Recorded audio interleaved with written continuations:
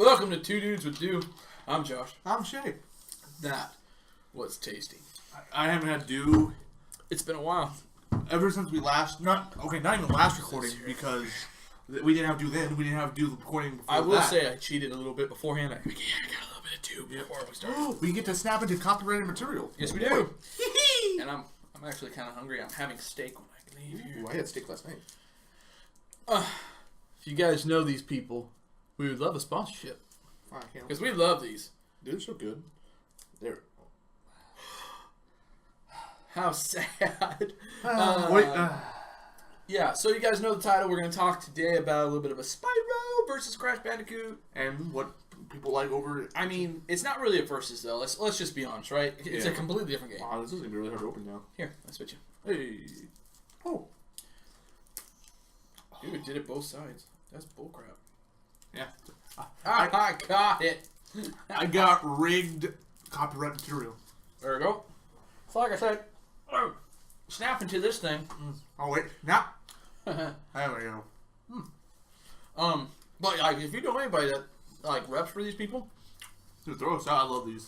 these are amazing, and we will give you all the press you need for our 20 subscribers. Because then we can actually say the actual copyright thing. Yeah, I can't say it until then. Oh, these are so good. I love these. Like, especially those like really long ones. I like the really thick long ones. Oh yeah, yeah. You just can't say things on the internet anymore. After I said it, I was like, God, I did it again. I love thick long There was ones. a good 3 seconds of just silence on audio. I'm sorry about that, guys. After I said that, I just had to kind of look at the screen here. with a smile on my face, like, I just looked at the screen like, oh, God, you guys are going to make that bad. don't quote me on that. I like big, thick ones. Josh, Thick, long ones is what I said. Excuse you, sir. sorry. Oh, man. The other brand's kind of nice, too, but I like this brand the most. Yeah, I do too. It doesn't help that You get it, guys? The branding. no! Oh, that's shucking. Oh. Oh no! This is shaking up Dew. Conagra Foods, you know exactly what we're eating here. Come on. We would love to be your guys' spokesman, as well as the Dew. Careful. Oh boy, This is shaking up. you made a mistake, sir.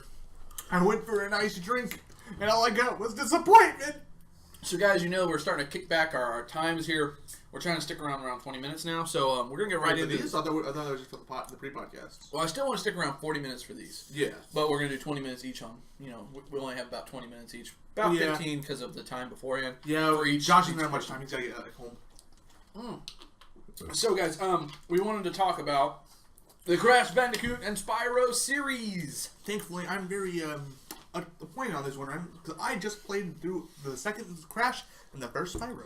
I will say, between the two, enjoyment level, Spyro is definitely higher. Yeah. Because you can it just seems you don't get mad.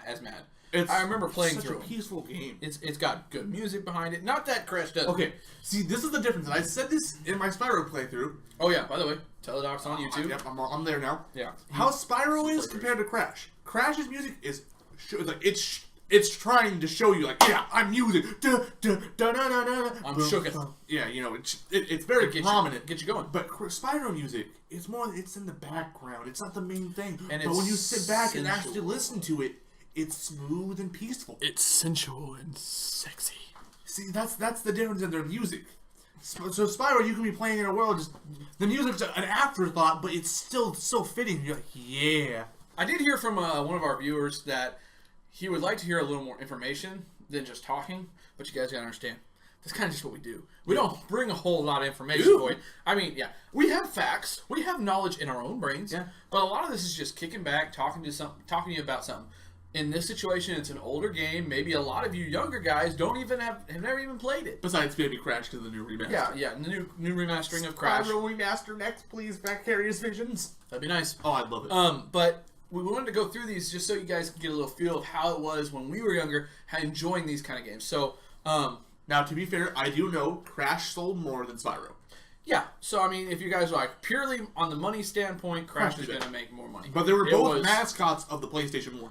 Yeah, it was the frontliner. It was the guy. You know, They were the Mario of early PlayStation. So it's not. It's comparing apples to different kinds of apples. Yes. They're different, but they're the same. I think it's funny that PlayStation never really had one solid mascot. PlayStation 1, it was Spyro and Crash. PlayStation 2, it was like Jack and Daxter and Ratchet and Clank. Yeah, and PlayStation 3 was like God of War and like Nathan Drake. Yeah. And then PlayStation 4, I guess now it's Crash again and Knack and God of War. It's hard to say exactly what it is because it's such a diverse. It's gotten so much bigger now. Yes. Back in the 90s, it was pretty clear, you know, who it was. Like Xbox One. Xbox, the original. It was Halo. It was Halo. I mean, it was very obvious that that's why people had what they had. You know, you got it. I think you got it with the system, even if you wanted to. Mm-hmm. I think they came out with a pack with it in it. Probably wouldn't be surprised. It was an amazing game, and it's just kind of it was a different era. It just made sense that those were the main frontliners. What made the money? It wasn't as diverse. You know, they both had sports games and all that kind of stuff. Yeah. So when you looked at the mascot, you weren't looking at sports games or anything because those are huge games in themselves. Yes. But you looked at like what they were. What's specifically the main meat for. of the console? What does this console have? What this one doesn't, and vice versa. And Crash Bandicoot, as you guys know, and Spyro were both PlayStation exclusives, made by PlayStation essentially. They weren't, but you know what I'm saying. They were sponsored by PlayStation. Because then obviously, you know, Nintendo has Mario, Legend of Zelda, Pokemon. Big names. Metroid. Pac-Man. No, that's not Pac-Man. That stupid blue guy, Mega Man. No, that's Capcom. Capcom. That's what I'm thinking of. Capcom. But it was only on Nintendo consoles. Yeah. Until it went into the PlayStation era and went to PlayStation. Capcom had their own things. Yes. So when we talked about these, they were the frontliners. Yes, they were the big, like, what, okay, like, you know, you look at a console now, what does the PlayStation have that the Xbox doesn't? Well, it's got Crash. Very few games now. It's gonna have God of War. It has the entire Infamous series. It has the Knack series. It has, I'm pretty sure it has its own racing series or some sports series. It gets DLC early for Call of Duty. It gets DLC early for also for Destiny 2. Well, the thing is, too, I mean, Xbox and PlayStation, they've been going back and forth all this time, and I know this isn't on subject, guys. Yes. But it's kind of important to kind of detail how we're coming at this. But now you're looking at most games are cross-platform because they want to sell as many possible games as they can. I mean, I don't blame anybody who makes a cross-platform game. Like, if you're wanting just a game for that platform needs to make the game. PlayStation needs to go in and be like, here's X amount of dollars. I want a game just for me. Yeah, like, let's see. I have it right here. Well, this one, right now, Ratchet and Clank. Yeah. And let's see, I think I got more. Oh, PlayStation also has Killzone. Which it's okay. And then you got the Infamous series. Mm-hmm. Yeah, I had a lot of exclusives. So I mean, about it. Yeah, there's a lot of games for one way, and there's a lot of games for the other. And then I also have Knack. Xbox has actually started to pull back from that a little bit. Game fault. But Xbox kind of, I feel, is pulling back a little bit from that. Not because they need to or want to or whatever you want to say. Mostly because they're trying to catch a more broad spectrum of people. So, and a lot of people will buy an Xbox now because they want to play a game on Xbox. It used to be back in the day that Xbox was the only paid-for console, so you got better players on that because you're going to be paying for it. Also, the servers were better. Everything was better on Xbox 360 than it was on before. So now, PS4 being paid for now, it's a completely different world. Okay. So, but going back, all the way back pre-internet gaming. Before for consoles, consoles didn't play on the internet. It was, hey, you want to go play? Go play Crash Bash at my house? Heck yeah! Come to my house, let's go play. Yeah, it was fun. And the internet has changed things obviously a lot. Everything has been changed by the internet, but single player games they haven't gone down. I've been really enjoying single player games lately. Probably because my internet sucks now. That was why you enjoyed single player games as a kid too, because you didn't have to worry about it going outside. You had your own leaderboards and everything. But yeah, so when we start looking at these two giants of PlayStation 1, it was a big deal that they were the same but different. Okay, the difference for one, Spyro is a collectathon. Crash is kind of a collectathon, but nowhere nearly not the same standard. No. Crash 2, you just collect boxes. Now, for those who don't know what a collectathon is, you just collect so much stuff. There's stuff scattered everywhere, and you have to find it all. It's a game about finding things. Yes, it's exploring rather than level based. It's an exploring game. You find Spyro 1. You find dragons that have been frozen in stone or whatever, the crystal or whatever. Stuff, man. And there was also these little thieves that had little dragon eggs and all that stuff. So cool. I think for my videos, every time I start chasing one, I'm gonna put a silent, not a silent, but a cop siren when I'm chasing them.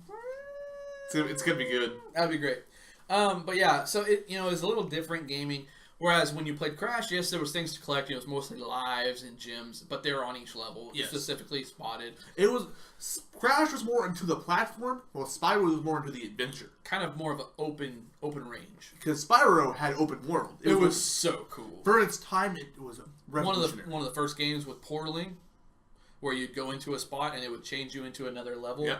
Whereas you had an open area to run around in, kind of like every headquarters. Wow, original thinking, right? Yeah. Anyways, sorry about that. Had to rant. Had a little bit of a rant there. I'm upset about the headquarters. That could have been so much better. Okay, eventually, this is now going to Call of Duty all of a sudden. We're going back. We're just going to leave it right there. Okay, One word. I'll tell you. We're adding a special event at the headquarters in like the next month or so. Back to what we were saying. Back to let's cover Crash real quick, and then we'll move on to Spyro, because I have a little bit more knowledge for Crash than I do Spyro. You've played it more recently. Yeah, well, I played it more recently, and I played it more as a child. It was more, because, you understand, Crash was a difficult game for in PlayStation. It was very, it was boom, boom, but my dad and my uncle would come over and play it at my house because of how difficult it was. You could spend all night playing and enjoy yourself to death. So I watched a lot of it. I got to play a lot of it, and I just know a little bit more of it. Crash Bandicoot 1. And if you haven't played it, go buy it for the PlayStation 4. I think it's like still $60. I think it's $40. $40 right now. Pretty cheap. 3 games. 3 games for in the one series. Go buy it. Leaderboards. It's a lot of fun to go and play this game. It's definitely worth your money. It's not like, you're gonna get screwed off. I mean, you get 3 games for $40. It's pretty cool. But you go in there and it's a fun game. The main part is that it's a fun game, but it's also going to challenge you. Yes. Mentally, it's going to challenge you as far as how good you are with your hands on the game. It's going to challenge you to what you're willing to go an extra for. Yes. Because a lot of it's extra that you can do. A lot of it's extra. Crash and Spyro both are actually quite easy games when you don't go for everything. Yeah, if you don't go for everything, you just want to run through a level. Yeah. It's super easy, but Crash super easy. But it's easier compared to when you start collecting stuff. It's super easy. Yeah. Trust me. When you got to collect stuff, it's way harder, but yeah. When you want to see that 100%, when you want to get that achievement. Well, the reason I preface this is because, a 5-year-old's not going to be able to come out here and beat a game. No. Not Crash. Easily. They may play Spyro and have a lot of fun with it, but they're not going to have as much fun with Crash as they would Spyro. No. So there's obviously a gaming level difference. I would say Spyro is for like that age of 6 through 10, and then Crash is for that age of like 10 through like 12, 14. When you can cognitively think the differences, yeah. Yeah. So, but with Crash 1, there was no special abilities, which pretty much every game now, you come out, you gotta have something special about the guy. Mm-hmm. He can throw things off the walls. Like, he can go through walls. Well, who cares? Yeah. Like, just make a good game. And that was what Crash Bandicoot did. Their first game was a good game. It was a big hit. Yeah. Everyone liked Crash. Yeah. It challenged you. It was like he said, platforming. It was a challenge, and at the same time fun, and at the same time you wanted to kill yourself. And at the same time as well, if you didn't collect things, you can go through the game in about 2 hours or 3 hours. Yeah, I will say there's 2 levels on there: the high road and I can't remember the other name. High road.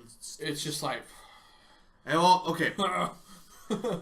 If you don't know the cheat, you want to kill yourself. And then there's another hard level on there, the slippery climb or whatever it is. That one's a difficult one too, for sure. That's difficult platforming. That's not difficult mechanics. That's difficult platforming. Yes. See, every time I died on that map, it was my fault. Mm-hmm. Every time I died on the high road, you never know. Yeah, you never know. But yeah, so that's the thing about this game too. It had a lot of fun levels like Hog Wild. Oh, great level. Good. Papu Papu was a fun boss to fight. Ripperoo was a fun one, and once you figured it out, it was really fun. Yeah. It had so much fun to it that it balanced out those really difficult levels. Yes. And I felt that they did a really good job. Yes. If you didn't have a chance to go and play this game, go play this game. It's life based. It's not level based really. You can play until you're out of lives, and then when you run out of lives, you just start over. I think my most favorite part about Crash 1 is it feels like an adventure because you're going through all the islands. Mm-hmm. You see the first island, it's so much lively. The second island, it's getting kind of weird. Third Island's all mechanical because that's Cortex's island. Mm-hmm. I like that feel. Because in every game, every level that you had to see, like the outskirts of the map, you could see Cortex's castle getting closer and darker throughout the entire game. Mm-hmm. And just that, like, and you can see him in his audio presentations. Yep. Yes. Cutscenes, which back in those days, cutscenes. Yeah, they were actual cutscenes. Yes. It was just one of those things. I was like, man, he's getting mad, all this kind of fun stuff. And it really spawned the whole series. I mean, if the game didn't, obviously, most series if the first game didn't do as good, then they wouldn't have a series. Yeah. But this game alone would have been good. They didn't have to make a series off of it. No. But it was so good that it warranted a series. People wanted more of it. They were like, dude, we have to have more. It's not like most of the series, like Call of Duty, probably the first 7 games, it was like, I want more. Yeah. Now, recently, it's just like, meh. Let me just play Black Ops 3. Yeah, it's like, meh. Look, I don't need a new game. Every time a new game comes out, let's go play Black Ops again. Every time. We had this conversation on Thursday night. We were like, man, I really want to play this game, but I'd rather play Black Ops 3. Yeah. Because it was just more fun. Unlike that, with Crash, the game was fun, but it was so fun that the next game we wanted so much, and they delivered a good job. They blew our expectations, which were like, what? Yeah, you gotta remember that between Game 1 and Game 2, there was a lot of time where guys were really playing hard. And Crash 1 to Crash 2 development took about 11 months to show you how fast they made the game. Yeah, when I say a long time, I mean like for gaming, for players, that's like, oh my gosh. Because like you said, if you wanted to, you could run through that first one really fast. Like 3-4 and hours. It would kill you because you'd be waiting for 11 months. Yes. Now it's like that's kind of the standard for games. Like Call of Duty's every year. Every year in November. But it's like, man, there was such an outcry for this next Crash, and then they did such a good job. They developed so well the characters. They introduced more cutscenes, a new character, Crash's sister. Mm-hmm. They introduced new villains, new styles of playing. You now have a slide jump, a belly flop. They not introduced because it's technically a glitch, the glitch high jump and all that stuff. They didn't take it out. Vicarious Vision knew people would get mad. Yeah, I mean, it was part of the game. That's another thing, too, guys. Back in the day, when you'd play a game, if you found something special, most of the time it was... If it wasn't game-breaking... really important that the developers hid it in there, yeah. Or it was so an accident, you really had to work for it. Yes. To accidentally... Like, okay, when you're going to watch my Crash playthrough, I found a glitch that instantly killed me at the end of a level. I mean, it's like... It's on episode 9 or 8. I can't remember what episode. But I found it. I was like, wait, what the heck? And I did it, and I slid, just fell right through the map. I was like...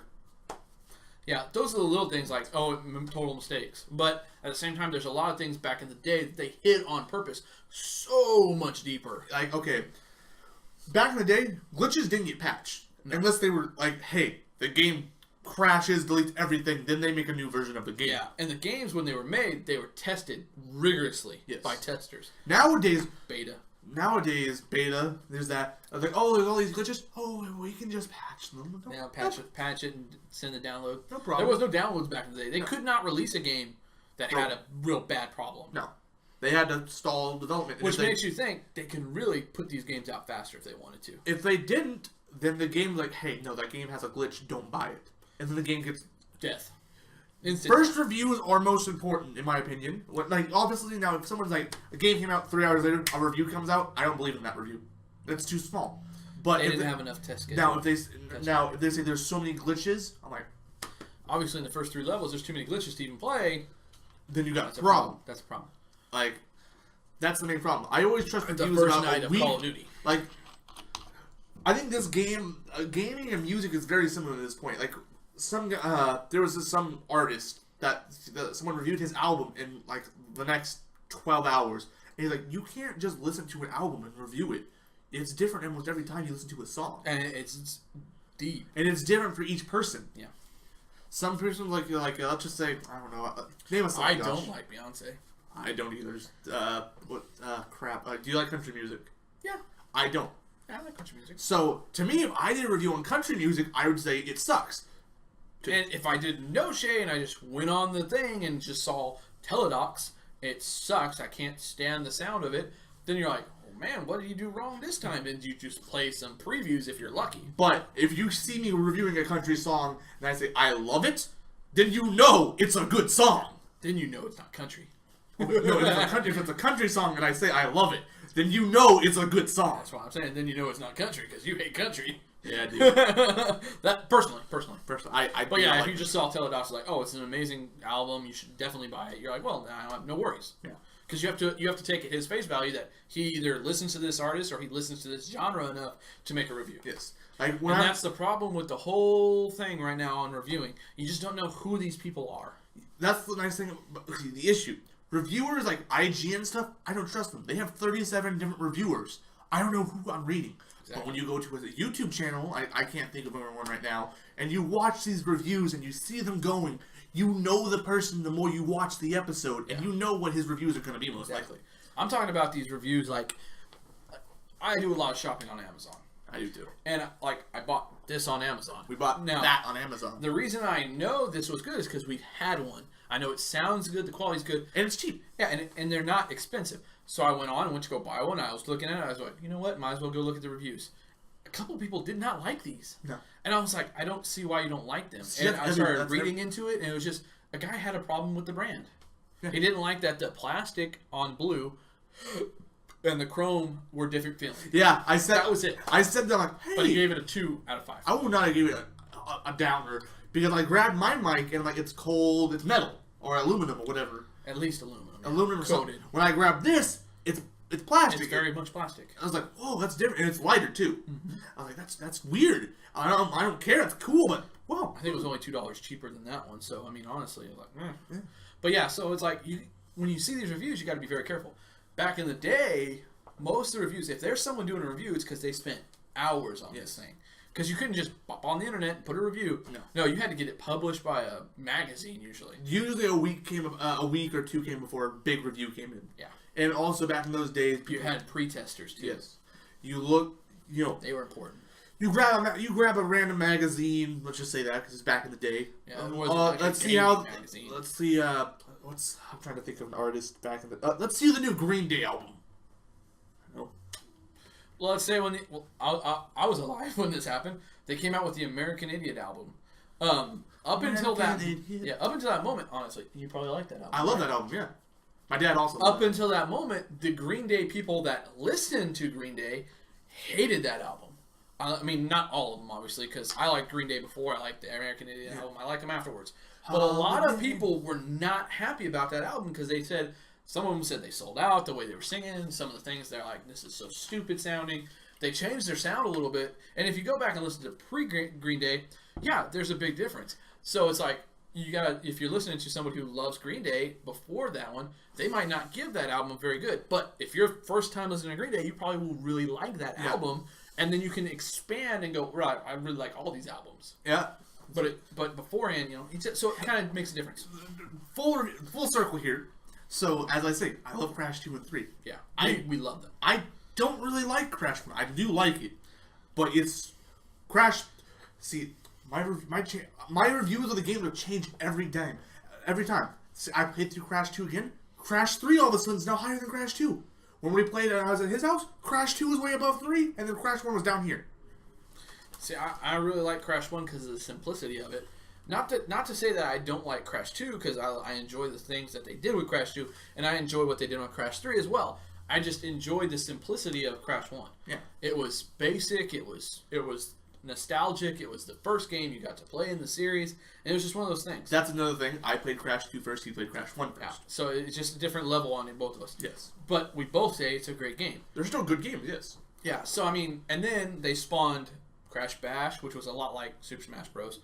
No, Mario Party. Mario Party. What did I say? Super Smash Bros. Yeah, completely. Mario Party. Really similar, but it was Crash themed, which was cool. I enjoyed it. I played it. That was actually the first game not made by Naughty Dog. Yeah, I actually have it in my PlayStation folder. I still have PlayStation CDs. I do too. I did. Yeah. They're at Terry's house. I have a whole folder. I have WCW on there, but I have the Crash Bash, and I enjoyed Crash Bash. Crash Bash was pretty good. And CTR was another one that spawned off of that, which, man. See, how as good as Crash Bandicoot was, This game was on a whole different level. So let me tell you the story of how Crash Team Racing came to be. So, how Crash Team Racing came. Crash 3 just released, I didn't put them in order. Crash Bash was after CTR. Yeah. The Universal Studios went up to Naughty Dog, hey, I know we have a contract for 3 games. Can you make a 4th? And they were like, sure, what do you want us to do? They're like, I think Universal actually said, I don't care, just do whatever you want to do with Crash. It was such a popular game. And in 11 months, once again, 11 months, they converted a platforming game into a racing game. A completely new engine had to be made. And you could see there were some similarities to the game characters, but obviously they had to change them a little bit to make them fit on carts. Yes. Because it wasn't race cars, it was go-karts. It was motorized go-karts. It was really cool. Especially when you see polar bears and it wasn't and just racing. They did a racing, they did an arena, which was fighting. Yes. They did it just like Mario Kart came out but later. It was different. They had their similar. They had the first Blue Shell. Yeah, that's one they did realize. Came out 2000. I believe it had the first Blue Shell. Hate that lightning bolt. That was so much fun. I don't mind the lightning bolt as much as I hate the clock. Clock's horrible. Oh. And the worst part. See, when you're in first place, when I play with my little sisters, I'm always in first place. I learned something. I never win when I'm in first place. Because my little sister always gets clocks. Clocks screw you up. Well, you see, the thing is, when they made that game, they literally integrated ketchup into it. Yes. And in the same regard of ketchup, they also made it to where a first place person wasn't going to get the same boxes, not pulls at least, as a last place person. Which makes sense. Like, They want to try and make it even, I understand. But at some point, you've got to let the skill go through. At this point, how I play Crash Team Racing with my little sisters, if they ever play with me, because I have to play BS. I like to go fast. When I play with them, I have to go slow. I have to stay right behind them, and I'm not hitting them. And right at the third lap, about halfway, I hit them with a cannonball, and I just book it. And that's the only way you can win. That is the only way. Unless you're playing on the hot air balloon level and you know a trick. Oh yeah, or the last one, the nitrous brio level, not brio, nitrous oxide level. Woo! Yeah, there's 2 levels on this that you literally. And since we're talking about Crash Bandicoot, we might as well give you guys this little clue. So when you're playing on CTR, if you have the chance to play it, I'm gonna throw a little bit of a channel slide here. If you go watch my channel on my Crash Lab, he'll actually do it for you. I've showed every single one of them. I knew. But if you're not watching him and you're just like, I just want to know the secret because I have it, I want to play it, I want to try it. Well, I will do the hot air balloon. You do the nitro because you know nitro better than I do. Yeah, I do. So the hot air balloon, you know exactly which level I'm talking about. If you don't, then you need to get it's the game boss so you fight can play from the mouse guy. So you're running the level, and there's going to be a part where you come around a corner, and it comes up side by side with the other track, which is way further in the It's about 15 seconds. Yeah, it's a full 15 seconds at least.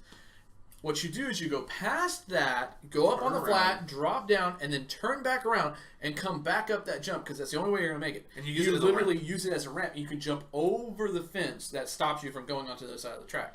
Spin around real quick, and now you've gained 15 seconds of time. Yes. It's a big deal. If you can figure out how to do it and master it very good, you'll never lose. As soon as I showed Josh, I was like, yeah. I was like, I'm going to lose on this map again. Yeah. Except for maybe to him because he knows how to do it too. Yes. And then there's another one on that map. So difficult. I have only hit it twice. Yeah, in like 30 minutes we tried it. Hit it. The first time I hit it actually correct, I landed on the platform. Like, yeah! It's the very last part you see where you go and there's a big jump down and then there's the immediate 180 back to the finish line. Well, you skip the jump down. You land right behind the finish line. It's a turbo. You got to be going fast. You got to have full 10 Wampa fruit, and it honestly helps if you have what is it called? Like nitro. Oh, the little nitro boost. Yeah, because you can hit that and you start going faster, and then you hit that too as well. Yeah. You got to hit that jump just right. Just right. You got to hit the jump button, and you got to get there, and you actually curve off map, and you land right on the finish line. Yeah. He did it one time. It was like, blah! We were like, oh my gosh! And then I want to go try it again. Another 10 minutes wasted. I hit it, but I hit it really weirdly. I hit it. It said I was still on the track. I turned, said I got the lap, but I was actually under the map. Under the map, yeah. It was crazy. So we talk about that too because it's Crash. We're going to switch to Spyro, but I'm going to let him finish real quick with the Nitro's course. So the Nitro's last course you get to play on the story mode. Yes, the Nitro's course. Also So, story you're mode. going to the start, you have this little swirl area, you go down, you have more of like a snake pattern, and then you jump, and then you get into this little tunnel. You go through that tunnel, and then there's a big straight platform that's going up into a Yep. crash. You go into, there's a straight platform where you see 2 boosts, but it's going upwards, like a ramp, like in the last level. You jump off of it, turn to the left, and you fall down 15 to 16 seconds ahead of where you're supposed to be at. Yeah. I think that's the best way I can do it from memory. You know what? We're going to save Spyro for another episode, because I just don't feel like we can give it enough justice with only 10 minutes. Yeah. So what we're going to do is we're going to just finish talking about CTR and the fun stuff we had, and a little bit overview of Crash again, and then we're going to end it. We'll probably do like Spyro vs. Crash Part 1. Yeah. So this is technically a 2-part series. We didn't plan it like that. But, you know, when you got to understand, same thing as what happens when we do Call of Duty Zombies. Yeah. We enjoy these games so much, we have a lot to talk about. Oh, yes. And I've skipped so much already. We haven't talked about Crash 3 yet. We really haven't. So we'll jump back to Crash 3. But now we have 10 minutes. Real quick with the CTR, they brought all the bosses into it as bosses as CTR, which was very cool. Yes. But they had a story mode, which you just don't see very much anymore. In racing games, especially. Yeah. I mean, in Mario Kart, there's no story. They brought in a relic, the time trials. They brought in CTR the CTR tokens. They brought in relic races. Relic races. It was amazing. It was cool. And they had secret relic times. And then there was, besides story mode, there was actual time trial mode, like what most racing games have. Mm-hmm. First thing you do, you had to race through the level. If you get it fast enough time, Entropy talks to you like, "Oh, you think you're hot stuff, huh?" And he's like, "I'll race to you." So you do that level again. You We beat him. really tried this. It was difficult. I did every level except Cortex Castle. Yeah, we could not get that. Okay. I don't understand how anybody does that. Get this. Cortex Castle. There's got to be a cheat. There's not. There's got I've looked through it. There's not. I've looked through it, okay? So Cortex Castle, the speed to get Entropy is like 244. The time Entropy gets on the map is like a 315. I think they messed up. What an empty spot of audio there, but just like it's like, what in the world is going on? They messed up. I gotta say that. It has to be messed up. There has to have been like they didn't put the right. They meant to put 5 and they put 4. So I don't know. I mean, you got within 6 seconds. I got within 3 seconds. Yeah, within 3 seconds, and I was like, I can't do it. There's guys that have done it on YouTube and stuff, but when you watch them, it's like such a flawless run. Yeah. You know, they spent hours trying to do like this. I was at his house. He went to work at it was a Saturday morning. He woke up because he's so used to work, and it woke me up because he came outside. I'm like, "What's up?" I'm like, "Oh," and I woke up because I had work that day anyway. I worked on Saturdays. Yeah. So I got up and I'm like, "I'll play Crash for an hour, and then we'll eat breakfast when Shani wakes up." So we started playing, and I'm like, "So how long did you spend this map?" I'm like, "So far, 2 hours." He's like, 2 hours, and you haven't got it yet? I'm like, I don't want to talk about it. Yeah. It was horrible. I only did a couple of the maps. Yeah. Basically, how it goes, I let Josh have his first attempts on it. You know, let him play. Give it a try. Give it a try. Give it a try. And I'm like, Josh, I can't do it. I'm like, basically, if you watch us playing 2 dudes with playing games, you'll understand. You'll see it. I'm like, controller up. yeah. So, but yeah. And Whoa. time to flaunt the flaunt here. I am the church's leading Crash Team Racer. Well, as far as the team group goes. As far as the team group goes. But yeah, I was like, man. I'm pretty sure I can brag about saying I'm the church's best team. Yeah, that was it's just so difficult to get those time trials. Oh. Because it's every other level compared to it is so easy. Oh wow, yeah. Once you do that level like 15 times, you go to the other levels, you're like, wow, I did that one pretty easy. Yeah. But but we did that for fun.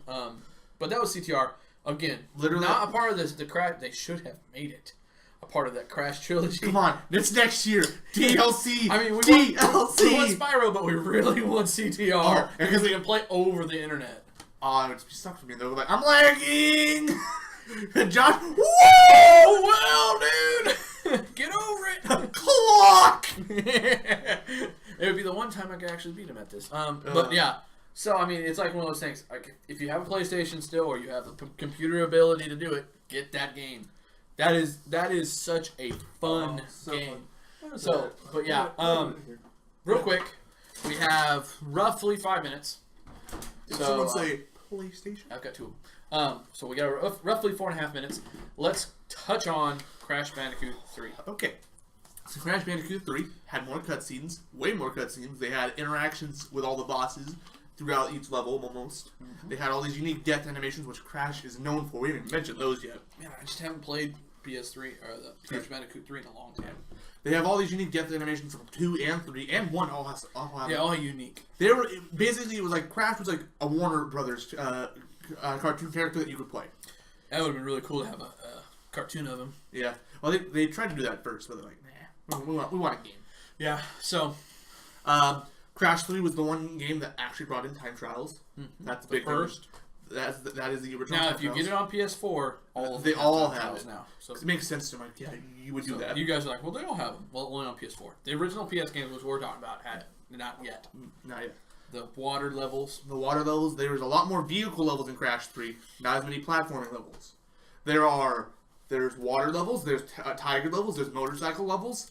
They realized that through the levels. 2 games that people really liked those levels. Yes. Thus, I think what spawned their idea for, why don't we just do a CTR? Yeah.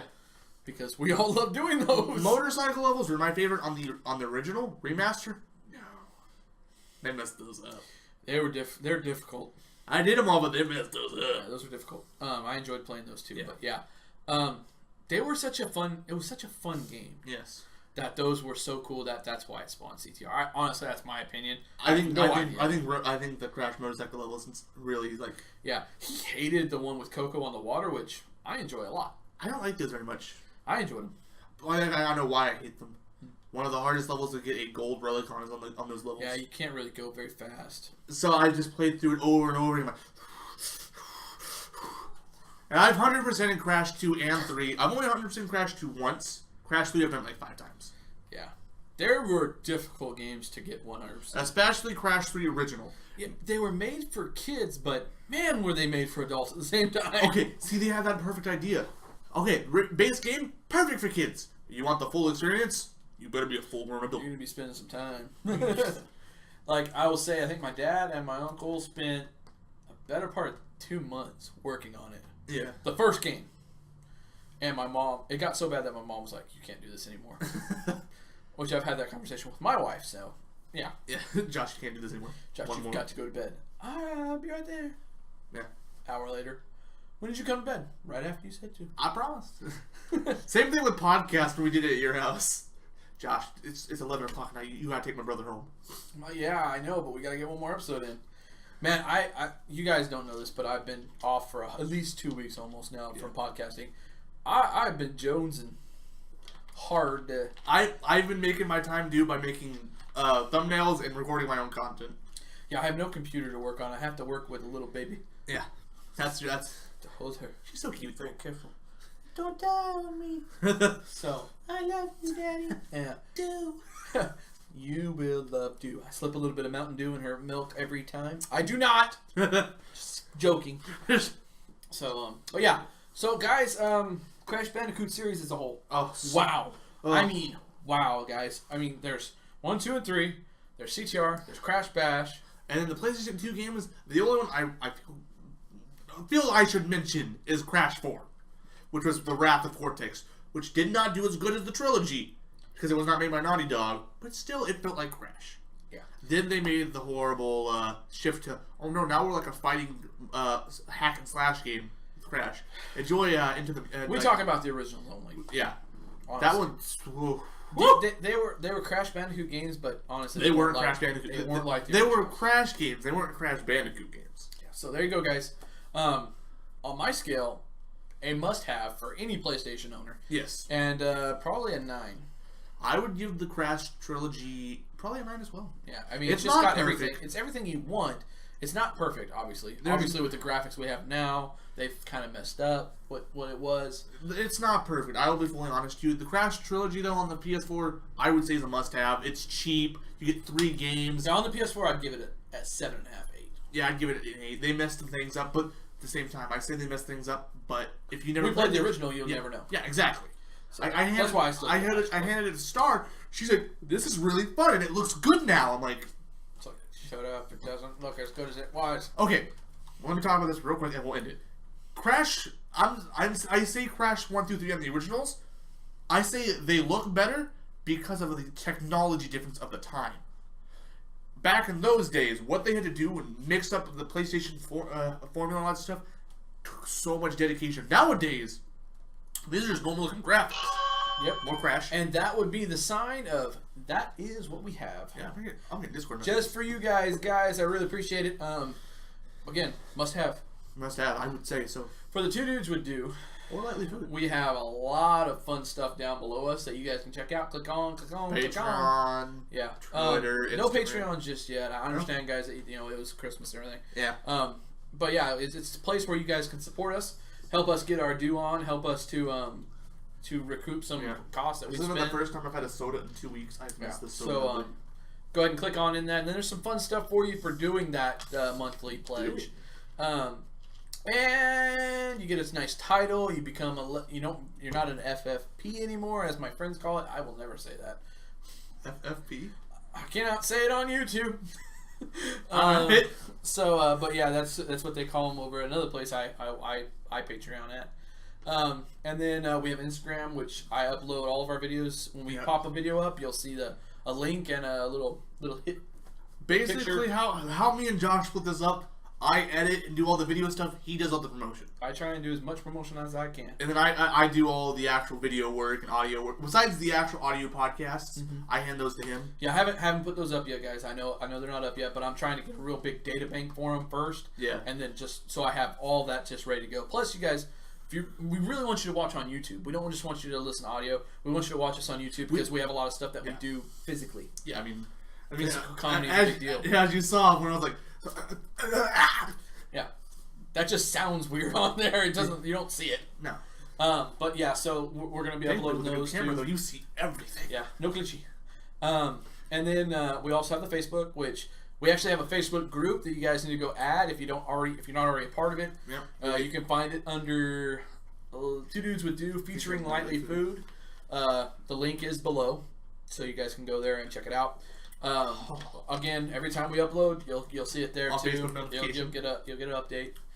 And then we have that really cool bell like over there somewhere. Let's see, it's about right down around in this area. There's a subscribe button. It says subscribe. After that, you'll see a little bell. If you click that, there's some parentheses to give it a hug. Yeah, and that just tells you that we're gonna let you know every time we upload. That way you don't miss it.